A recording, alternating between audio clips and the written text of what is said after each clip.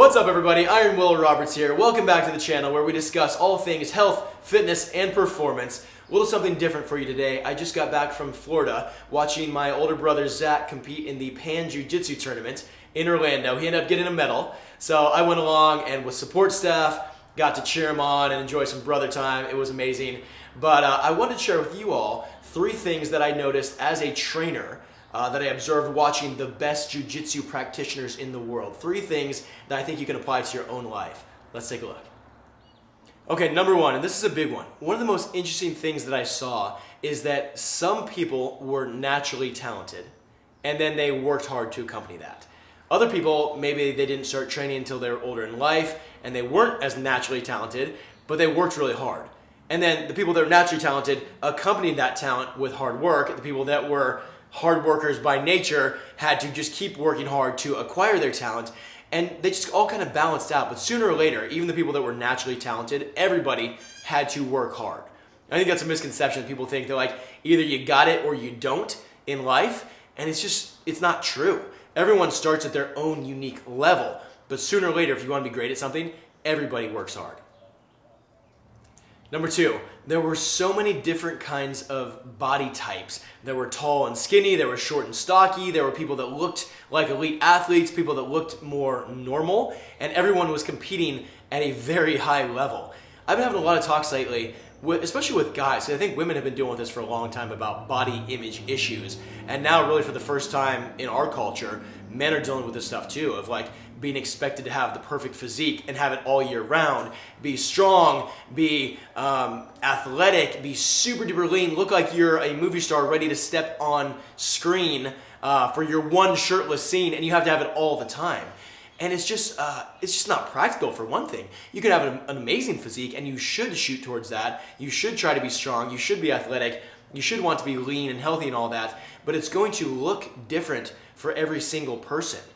I always use my brother and I as an example. Like, Zach is just bigger than I am. If we train together and we train the same, I'll usually get strong and lean, and he'll get strong and big. And that's okay. We're different humans, and we have different propensities. Now, can that overlap a little bit? Yeah, it can, and it does to an extent.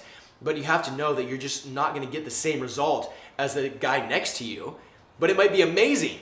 All right, so celebrate your process, celebrate being healthy, being strong, being able to move your body, and that was one of the coolest things I saw, all different kinds of people performing at a very high level.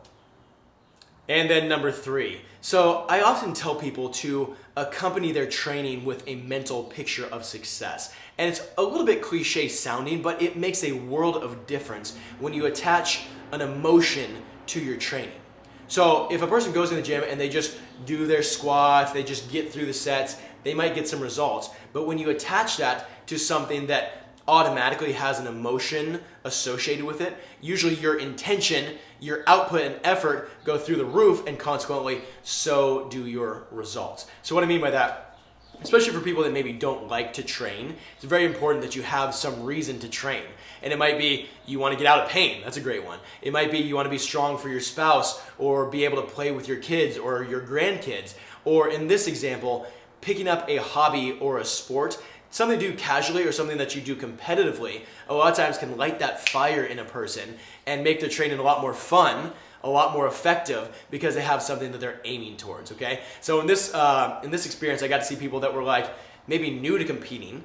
They've been training for a couple years and wanted to start dabbling in some competitions, all the way up to the best of the best. And especially those people that were kind of like in the middle, that maybe didn't like to train in the past. Now they had something that they were training for specifically. Hey, I got a competition here coming up in a month. I'm gonna really kick butt in the gym for the next few weeks here. It's a totally different feeling and totally different experience than saying, I'm just gonna do some workouts, okay? So I definitely recommend having a hobby, having a sport, whether it's casual or super competitive, something to train towards.